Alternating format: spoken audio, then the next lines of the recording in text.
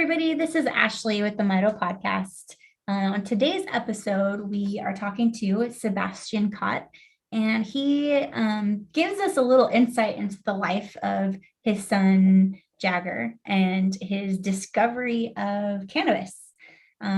He kind of dove in and figured out exactly what his son needed, even when it was not a popular form of medication. So he'll talk to us a little bit about dosage, about medications and how they may interact with cannabis.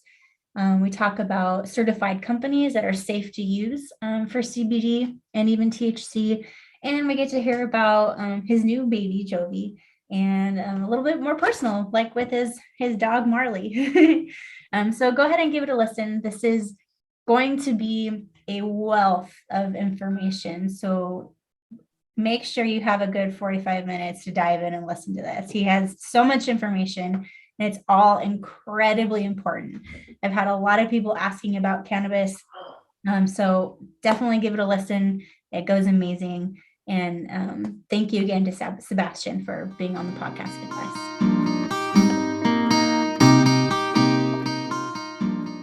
Hi, you're listening to the Mito podcast. This is Ashley. And I'm Megan. And today we are talking to Sebastian Cott. Hi, Sebastian. How are you?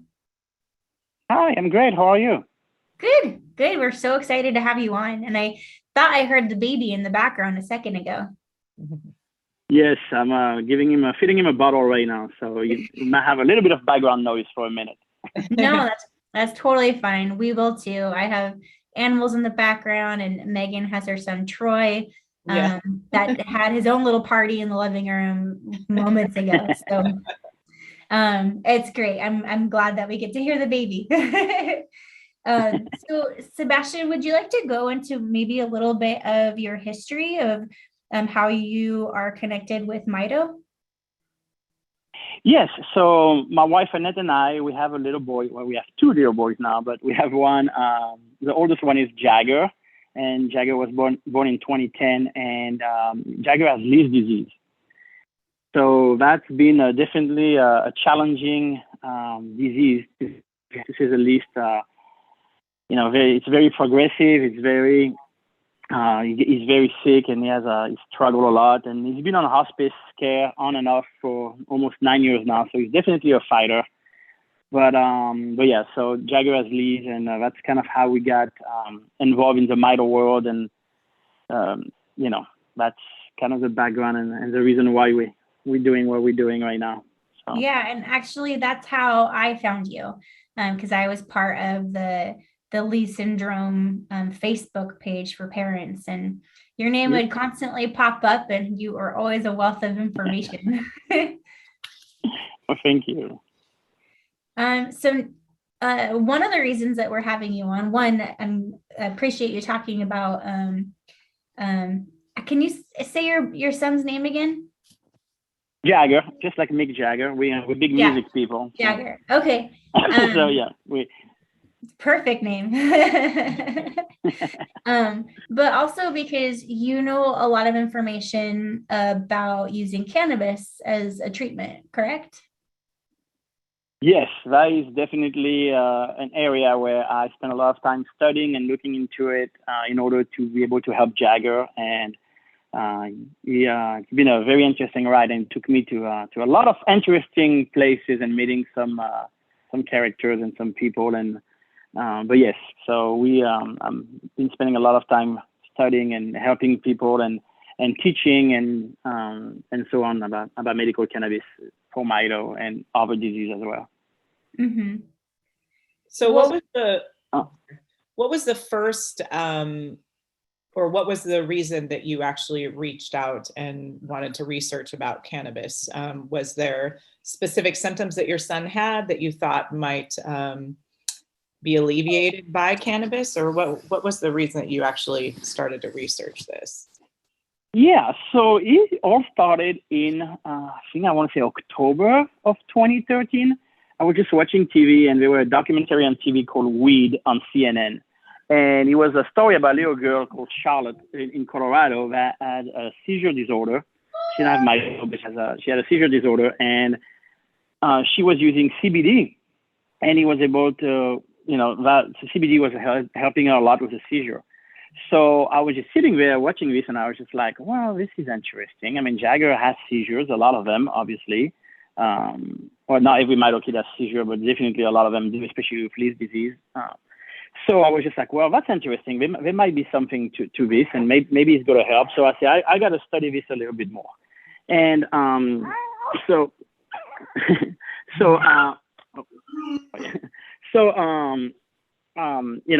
look into it a little bit, and there were a couple of other moms as well that were watching this show, and they call me or email me on Facebook and say, hey, did you see this? And I was like, yeah, I saw this. This is very interesting. And they said, do you think it can work? And I said, honestly, I don't know. I mean, it looked pretty promising on the TV, but I don't know. I have to look more into it. So I started researching a little bit, and a couple of us Mito parents here in Atlanta area, we created a little group, Mito for cannabis or something like this. It was just a few people. It was a handful of us. And then while we were researching, we found an association called American for Safe Access out of DC that was the largest patient association for medical cannabis. So we reached out to them and we said, hey, listen, we're just a few people here in Georgia, but do you have any resources? Can you help us? We might want to look into trying to, we figured out it was illegal in Georgia. So we say we might want to need some help with legislative effort and things like that. And we say, well, it's funny you asked. There's actually a group of parents, seizure parents, not Mito, but seizure parents, that are trying to get together. So you guys should connect with them, and maybe you can put the both group together and see what you can do. So I was like, yeah, sure.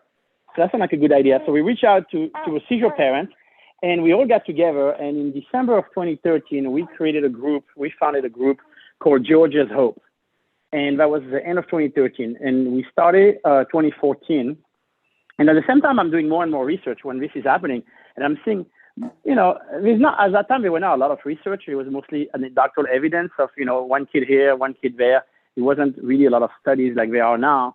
But it seemed that it was really helping. And it also seems, which was very interesting to me, and if it's not helping, because it wasn't helping everybody, if it wasn't helping, there wasn't any side effect. So it was pretty safe to use. The side effects were very, very minimal. And so it was not one of those medications that you can take, and if it doesn't work, you can end up with a lot of side effects. It was like, if it doesn't work, nothing much is happening. Mm-hmm. So I was like, that's great. So we kept looking into this. And in 2014, we tried to pass a legislation here in Georgia. So a group of parents got together. We found a legislator. We drafted a legislation, which was really new for a lot of us. We got thrown into this kind of lobbying world, bringing our kids to the Capitol, talking to, senators and congressmen and congresswomen here in Atlanta. The long story short is we drafted a bill that wasn't really great, but that was at least going to give us access to CBD, because at the time, CBD was a very gray area, and most everybody would agree that it was probably legal in 2013, 2014. That's changed on the federal level since then. But so we unfortunately could not pass the bill. Now, the way Georgia works is that it's a part-time legislation. So they only work 40 days a year. So pretty much if you're not, by April of the year, if you do not pass a bill, you have to wait to the next January to try to pass a bill. So when we could not pass a bill in 2014, now we have to make a decision, because we were not going to be able to get any CBD or cannabis for Jagger. And obviously Jagger being on hospice is getting sicker. We start looking at our option, and one of the options was to possibly move to Colorado. So what I did is I took some time off work, and I flew to Colorado, and I went to check out the scene there. And I talked to anybody that would talk to me: growers, doctors, parents, dispensaries, just trying to get some more information, because it was just so new to me. And the consensus that I got in Colorado is that there's definitely something to this. It can help with pain. It can help with seizures. It can help with just brain fog and brain function. And, it might not work for everybody, but again, I found the same thing, that there's very, very few side effects. So the risk of using cannabis, of trying cannabis, was really, outweighing, the benefits were outweighing the risk. So then I decided that maybe this is something we have to do. And in order to do that, we might have to move to Colorado. Now, this is not an easy decision for anybody. And, so I flew home, talked to my wife, asked her what she thought, and she was on board right away and said, let's just try it. So now we had to figure out how to move a kid on hospice that cannot travel, cannot take any commercial airplane, because years before we had a big scare with his oxygen in a plane, so we can't fly anymore. We have to leave a support system, our doctors, our nurses, everybody behind, and move to Colorado, which is very scary. We had to talk to our jobs, and everybody was very understanding, so we were able to do that. And in August of 2013, we moved to Denver. Now, it was really, really difficult. Still one of the most challenging things I ever done in my life. It took us 6 days from Atlanta to Denver because Jagger could not be in his car seat we had to drive more than a couple hours. Then he started screaming really bad. And then he stopped, he needed more oxygen, and he stopped breathing. We had to give him more oxygen, and we only had so much oxygen we could use on the battery on a concentrator. So every 3 hours, we had to stop somewhere, spend the night. And it took us 6.5 days to get to Denver. But we got to Denver in August of 2014. Right away, we went to see the doctors. We got his medical card. It takes two doctors to get a medical card for a minor. And within, I won't say a week and a half or so after we got to Denver, we were able to give him his first dose of cannabis in August of 2014. And we gave him Eddie's Hope CBD. That's the first dose we gave him. Right away, within a couple of days, we saw some difference in him. He was paying more attention to us. His eyes were focusing a lot more than they did for months and months. And he was just really more interested in what was going on around him. He was tracking us. And then about, 3-4 days into it, he actually smiled. And I always tell the story and tell people that might not sound like a big deal, but Jagger hasn't smiled for probably a year before that, right? And now Jagger, at that time, Jagger was 4 years old. Was about to be 4 years. He was 4 years old. He was about to be 5. He was 4 years old.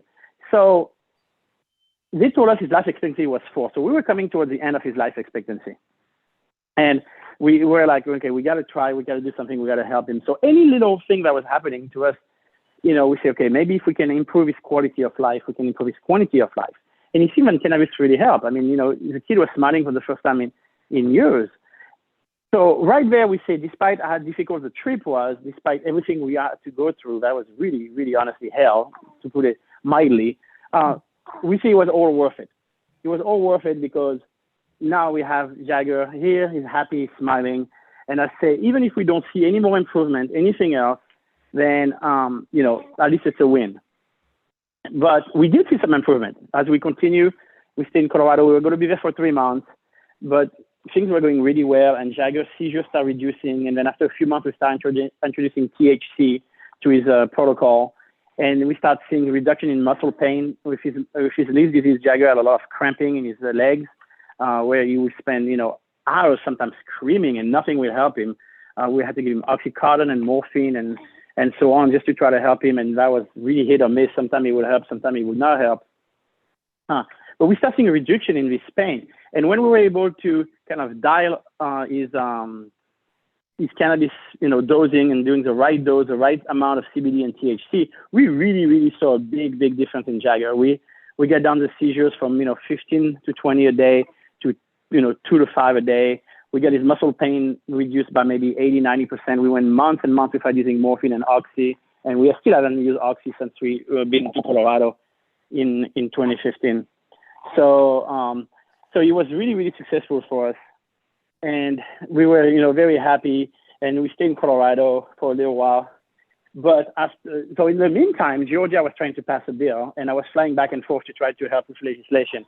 And Georgia did pass a bill in 2015, but the bill we passed was unfortunately only to give us a possession of cannabis. So we had nowhere to get it in Georgia. But if we got it somewhere else, which quote unquote mean breaking the law, we could bring it back to Georgia. And as long as the THC percentage was under 5%, then it was okay.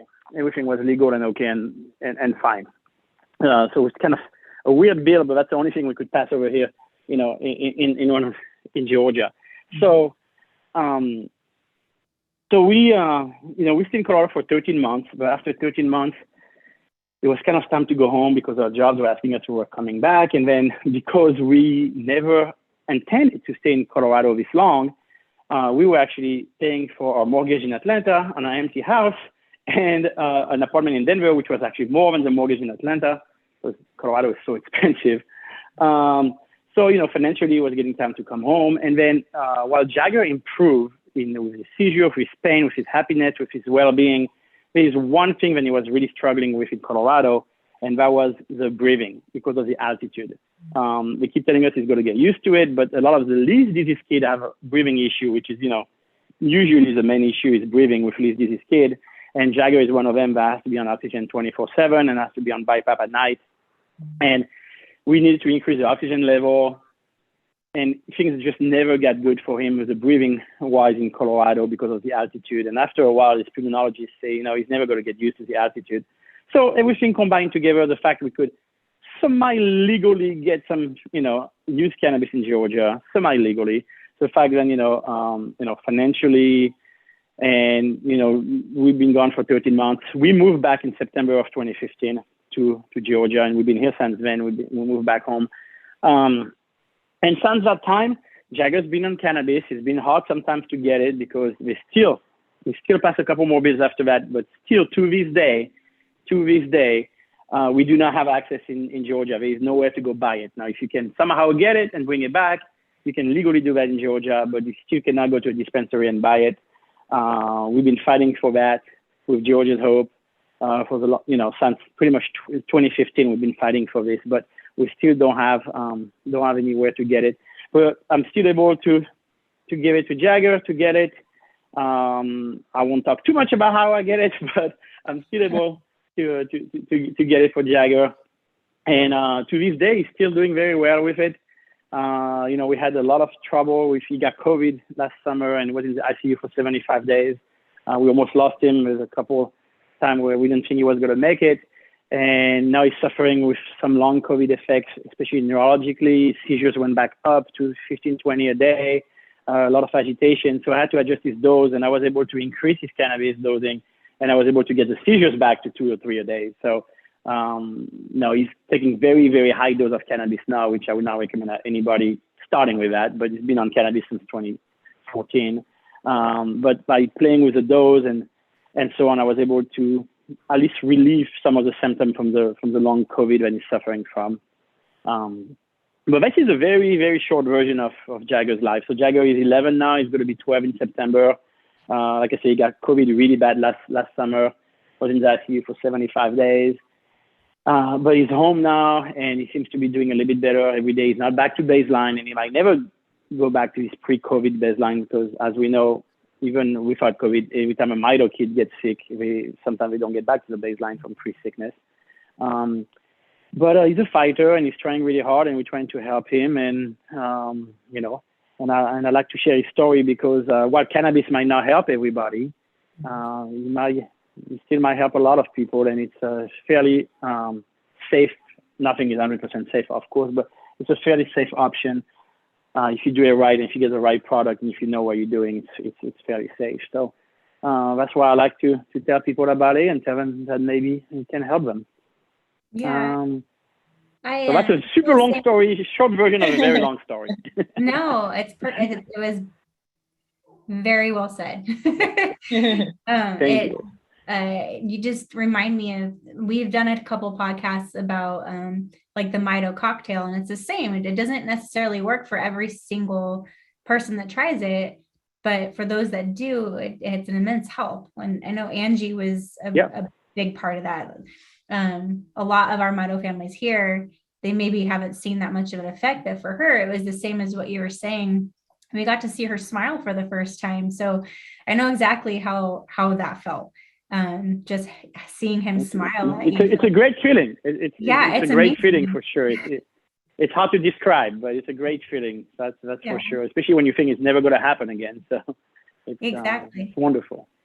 So how did you start with the dosage? Did you do some research and find out compared to his body weight, or how did you figure the starting point for that?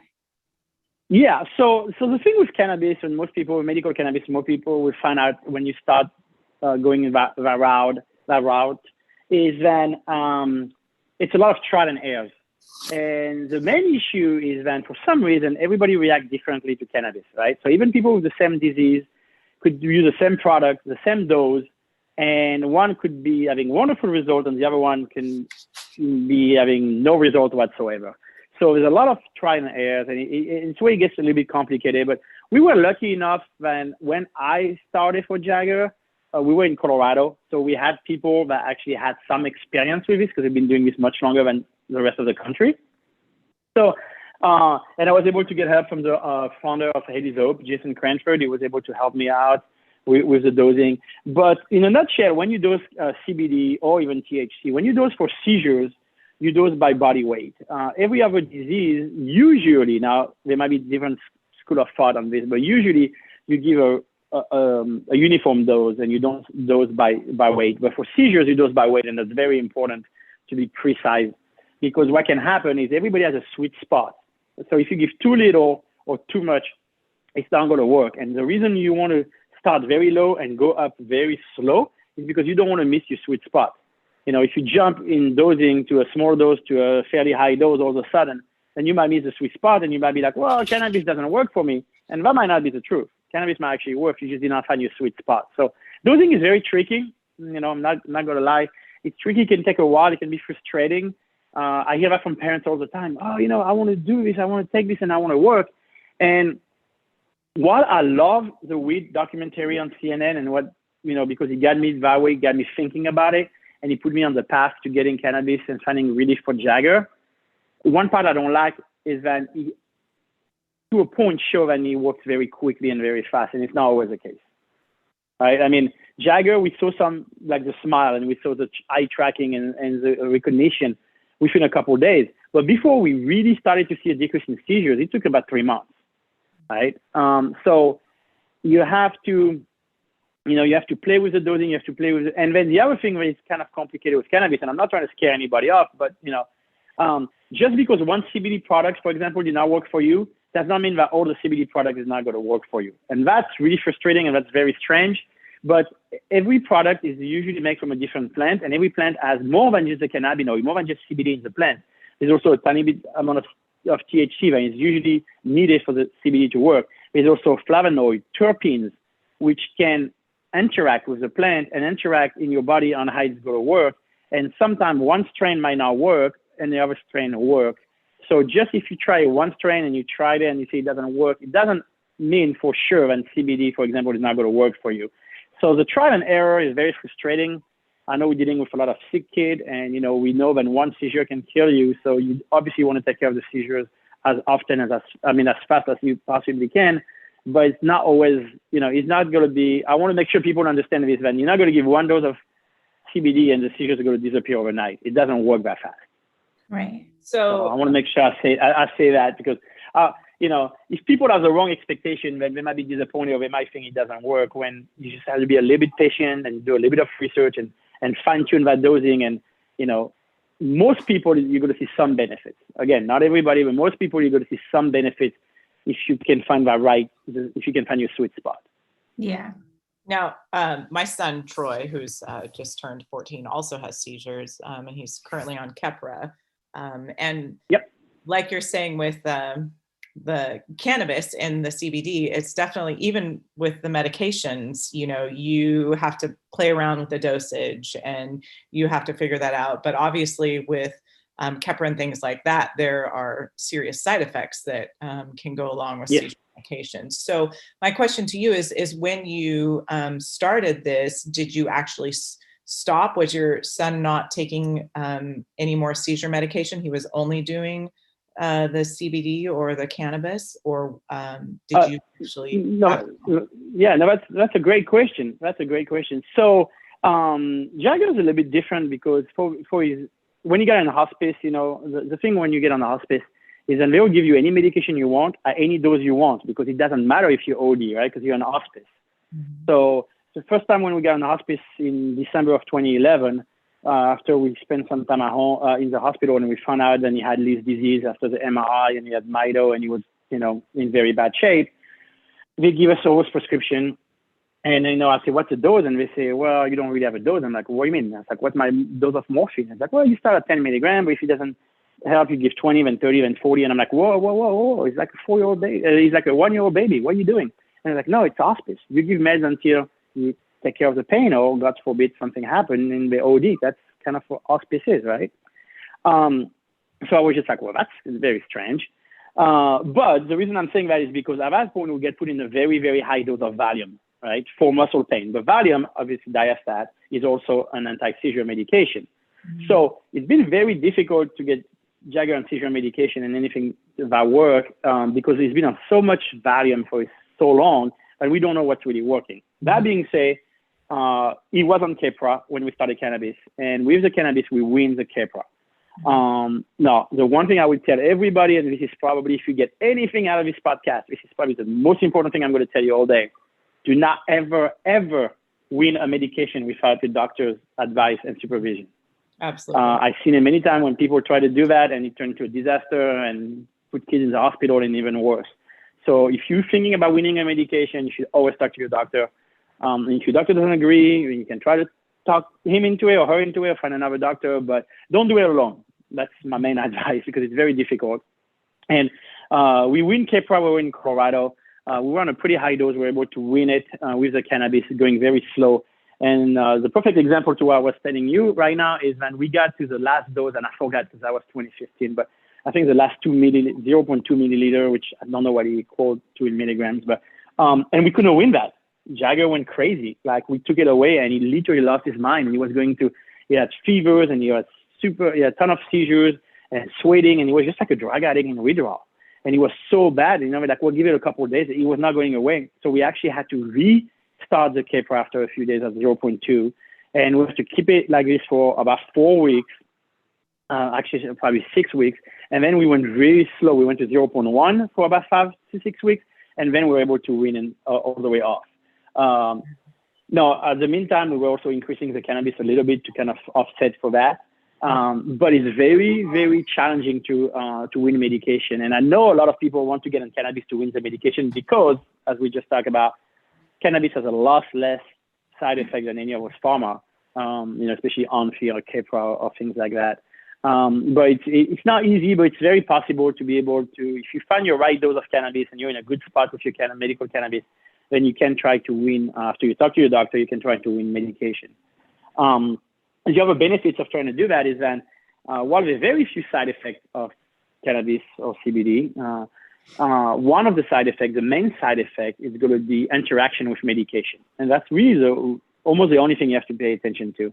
And because they use the same liver enzyme, the pathway in the liver enzyme, CBD and THC can interact with some of the very most common seizure medication like Onfi or Decapod or Topomax. It doesn't interact with Keppra because Keppra goes to your kidney and not your liver. But it can interact with some of the other medication. And by interaction, this is where it gets tricky. What can happen with the cannabis is that nothing would happen to the THC or the CBD itself, but it would happen to the medication when it's interacting with. So you can either decrease the level or increase the level. This is where it gets dangerous because if you decrease the level, now you might be giving your son or your daughter a regular dose of medication every day, but you're actually winning it without knowing it because the cannabis is lowering the level of the medication in the blood. And if you increase the level of medication, then you can get to a toxic level without knowing it. So the best advice for people that are on a lot of medication is when you start any kind of protocol or regimen of medical cannabis, get the blood serum level of the medication, like Onfi or Decapod or any of those medications that can interact with cannabis. Get the level in the blood measure before you start the cannabis and measure it again after like 3 to 4 weeks. If you see a big interaction, like a big increase or decrease, then you definitely need to talk to your doctor and see if together you can come to a plan of maybe trying to win or stop the cannabis for a while or put a plan together. And if you don't see any interaction, wait for another like 4 or 5 weeks, do another blood draw. And then if you don't see anything else, at that time, you probably should be okay. And you can just do like an annual blood draw to check. But that's really the only thing you have to watch when you start a regimen of cannabis is the interaction with the existing meds that go to the liver.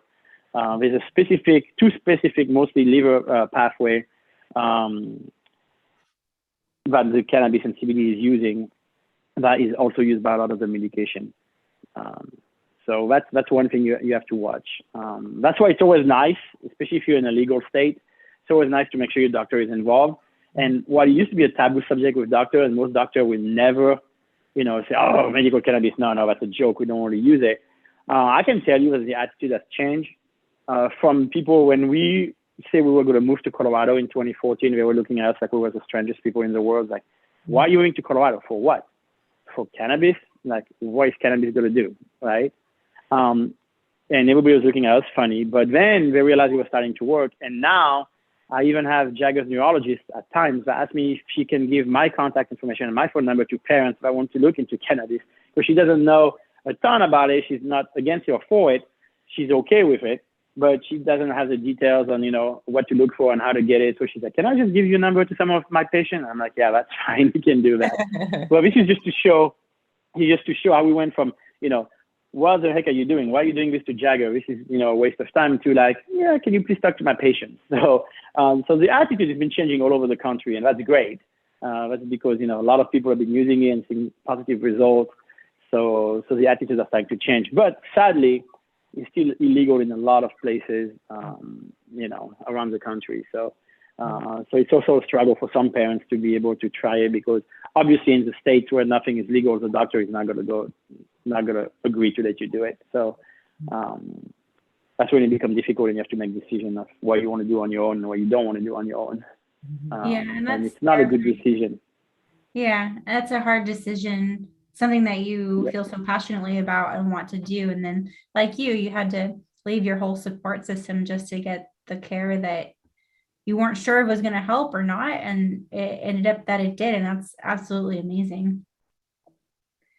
It's crazy. It's not an easy decision. I'm sorry. Oh no, I was saying it's definitely not an easy decision, and unfortunately parents have to make this decision, and not everybody's in a position where they can actually move out of state. So some parents have to make the decision, okay, now am I doing this kind of on the download, not telling anybody, do I take the chance? But then, then you also have to worry about child services, child protective services being involved. Now, it's not happening as much as it used to, but there are doctor and neighbor and nurses that have called CPS on some kids in some states, on some parents, because they're using cannabis for their kid. Now it's happening less and less because cannabis has become more and more mainstream, and we have enough data now to show when it's working, and we have enough proof to show when it's working. But it's still a worry. If you live in an illegal state, you still have to worry about that, and you should be careful. Yeah. So it's not always easy. And unfortunately, we don't have a uniform policy in this country. There's no federal law other than the Farm Bill that kind of makes CBD legal as long as it has less than 0.3% of THC, because it's considered hemp. Then you can buy it in the mail, Haley's Hope, Charlotte, whatever you want to buy, you can buy it in the mail. But other than CBD, getting THC, if you need THC, it's very challenging in most part of the country.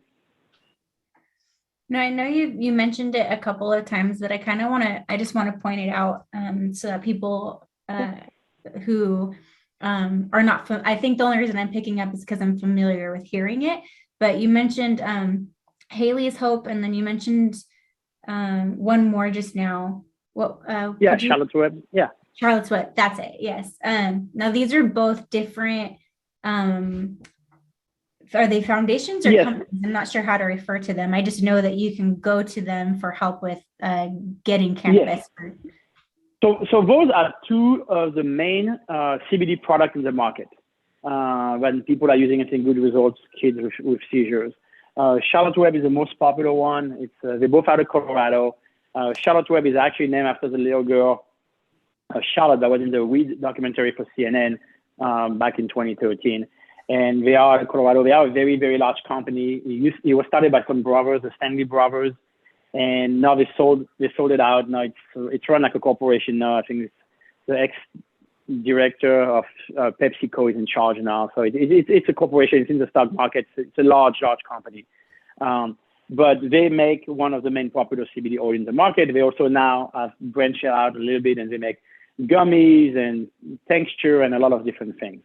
Haley's Hope is the one that we use for Jagger, and that was named after a little girl called Haley, that is from Georgia. That is actually Haley's Cox, which is a little girl that started the movement here when we tried to pass our first bill in 2014. It was her local state rep that saw her story and talked to her mom and decided to help us out. So they also moved to Colorado, just like us, became medical refugees. They're actually very, very good friend of ours. And the product is made by a gentleman called Jason Cranford out of Colorado.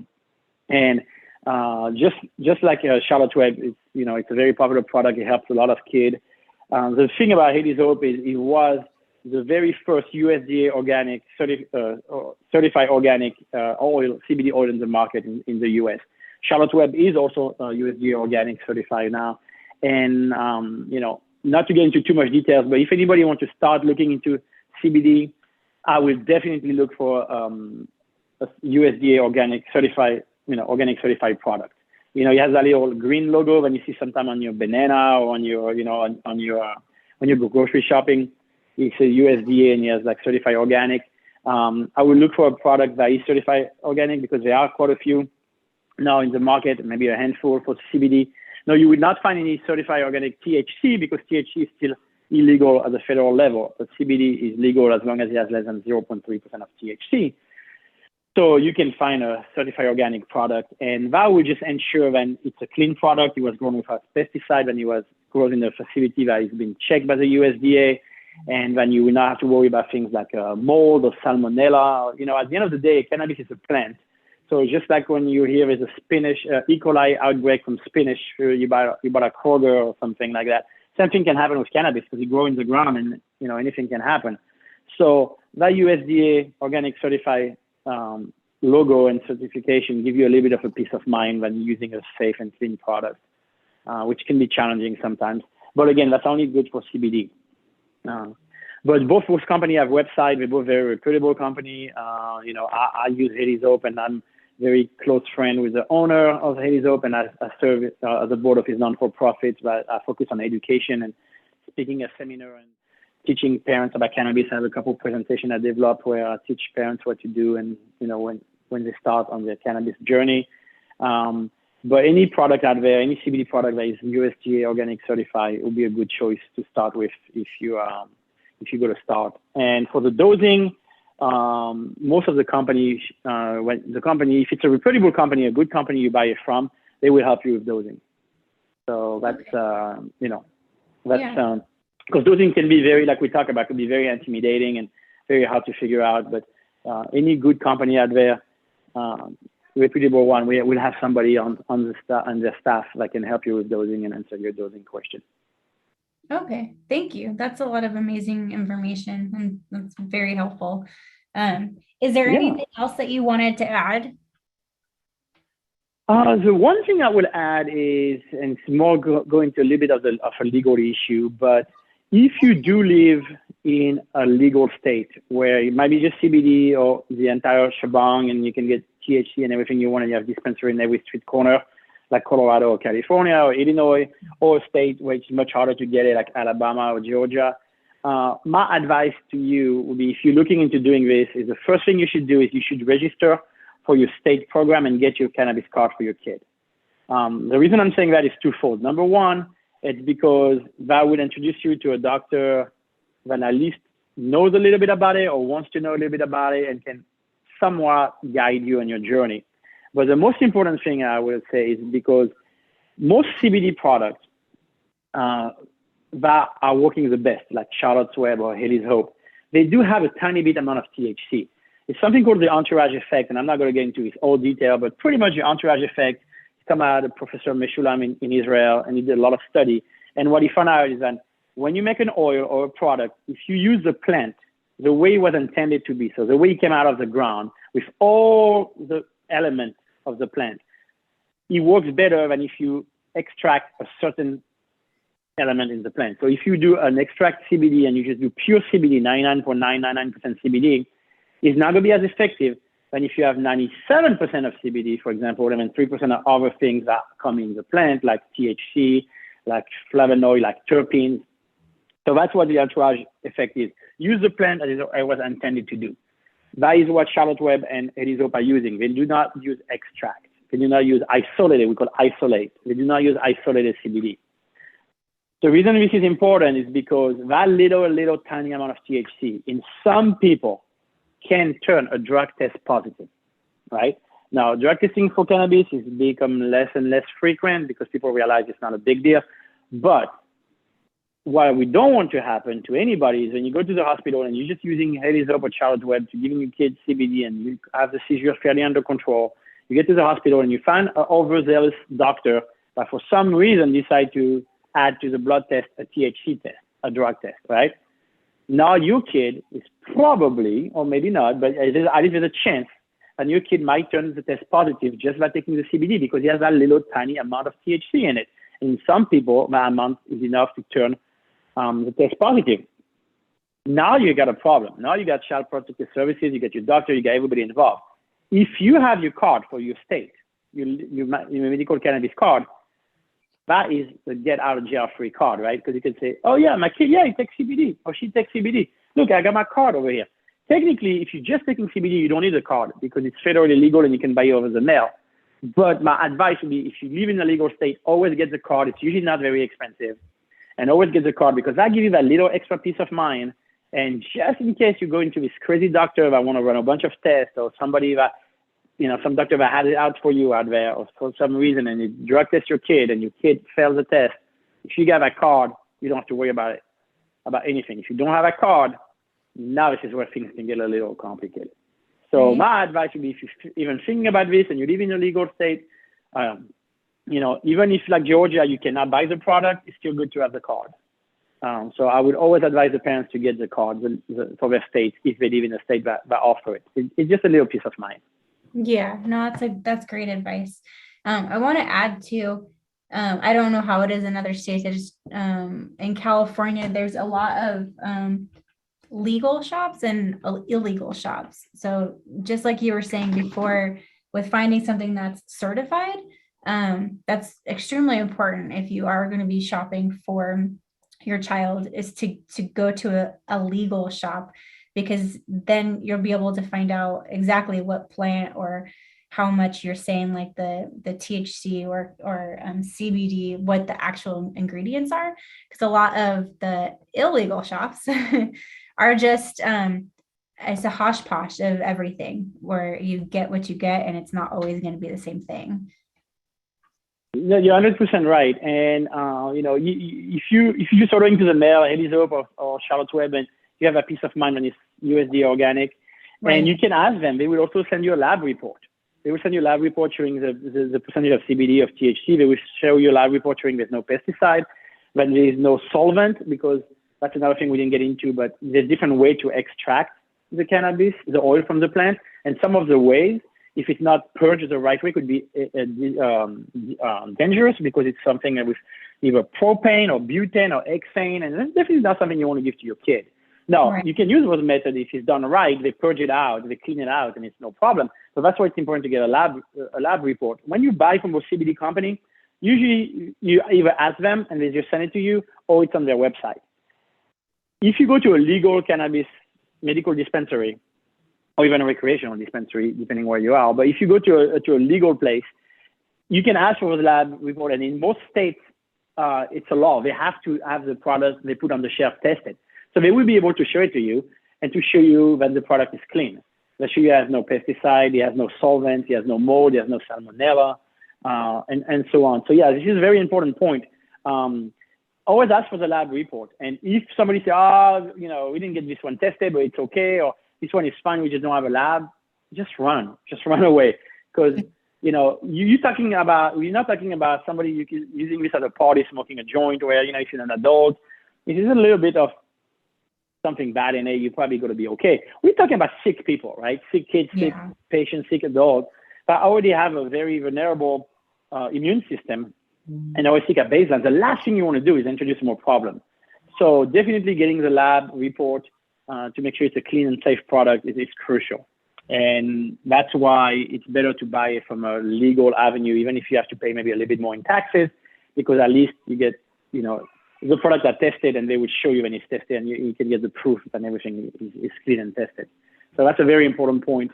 And if you are in a legal state, don't go in the street corner to buy it.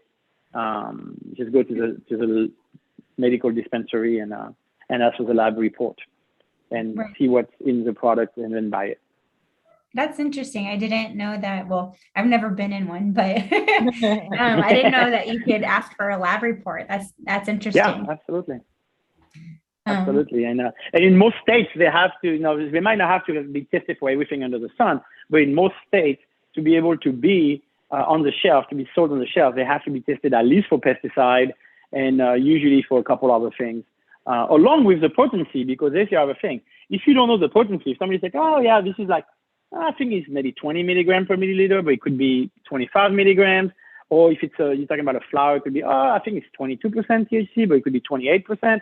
Well, you kind of need to know to do your dosing. You need to have especially on the oil, especially for seizures, you need to be very precise.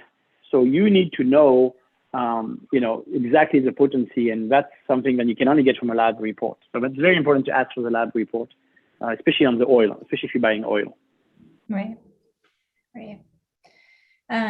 Well, two last things. One, I want to say congratulations because you just had a baby not that long ago, which we heard earlier. Yes, how's he doing? He's about to be 4 months. He's almost 4 months. So. And how's he doing?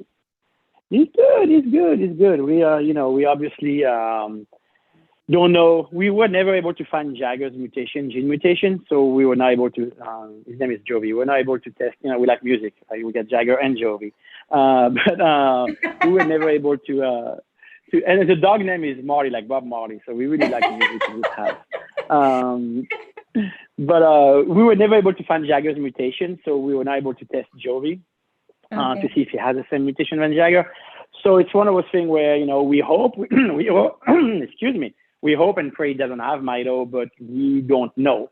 Mm-hmm. Jagger did not really show anything. We had a little issue with his heart at 3 months old, and then around 6 months old is when you start losing the skills and you acquire, that's when we start realizing something was really wrong with Jagger. Now Jovi is doing everything regular baby are doing right now, and he's definitely doing things Jagger never done, like gaining weight, because Jagger stayed at 15 pounds for almost 2 years, and Jovi is already almost at 15 pounds after just 4 months. So he's doing the regular baby stuff we've never seen with Jagger, but we still don't know. We hope then he's not gonna have Mito, but we obviously it's always a 25% chance. So well, we'll just wait and see, and hopefully he doesn't, but it is what it is. Yeah. And lastly, happy birthday. Thank you. I saw it and I just want to make sure I said something. So we hope that you had a very happy birthday. It was just a couple of days ago, correct? Yes, it was on Sunday. So, yep. It was very nice. Try to, you can't really relax with a sick kid and a newborn, but you try. And I took the dog to the dog park and had a good time. My wife made me a Nutella cake, which I get once a year. I can only get a Nutella cake on my birthday, so I get my Nutella cake, and that was really good. And we made cheese fondue, and that was really good. And then I'm actually going to a special dinner tonight for my birthday, a special sushi dinner. So it was very good. Over the fact on the dog, I took the dog to the dog park, and he decided to play in the mud, and I had to come back and give him a bath because he was full of mud. But other than that, it was a good birthday. Well, at least he had a good time. So yes, he had a blast. And then, after that, the bathroom didn't have a blast, but he had a blast. It's funny because I take my dogs to the park all the time. And last time I took them, we got home. They weren't that muddy. I mean, they're a little bit because it had rained. But we got home, got inside the house, and they disappeared. I had no idea where they went. And so I went upstairs to put something away, and both of them were standing in the bathroom in front of the shower waiting for me. They knew. So it was so funny. Knew. I was like, how did you guys know that? You trained those dogs well. I did. They both were like, Mom, we're dirty. Someone needs to give us a bath. We don't like this. It was really cute. Well, thank you so much. I'm sorry, go ahead. Oh, no, I said, that's great. I said, no, that didn't happen with Marty. We actually had to take him into the tub. No, if somebody else is into the tub, like Jovi or Jagger into the tub, he wants to go in. But if Jovi or Jagger are not into the tub, he won't go in. Yeah, it's not as fun. It's not a party. Yeah. Yeah. Well, I give mine showers. I don't think, Rex would definitely never take a bath. He doesn't like water. He's probably the only lab that does not like water. And then Frank, what? Oh no! Actually, we usually try to give him a shower, but this time we tried the bathtub, and he actually worked out pretty good. So good. We might do that again. I don't know. So awesome. Well, thank you again for being on the podcast with us. We really appreciate it. That was it really honestly couldn't have gone any better. You covered every question that I had in my head, and then all of the ones that I didn't think to answer, and it really just opened up my knowledge for everything that is cannabis and helping Mito kids or any other person that has like a chronic illness. So thank you. I appreciate that. No, Yes. thank you guys for having me, and I'm happy to help and answer any question and that you might have. So it's we got, like I said, we got lucky. Cannabis give us a few more years for sure with Jagger. So anytime I can pay it back and paying forward and try to share that with people and help people, and I'm more than happy to do that because we owe a lot to this plant. So I like to share the wealth. Thank you. Yes. And thank you everyone for listening. This is the Mito podcast. You can contact us at mitopodcast@gmail.com. You can find us on Facebook, on Instagram, Spotify, YouTube, Apple. You can pretty much find us anywhere. If you have any questions or any comments or suggestions for future episodes, let us know. Thank you.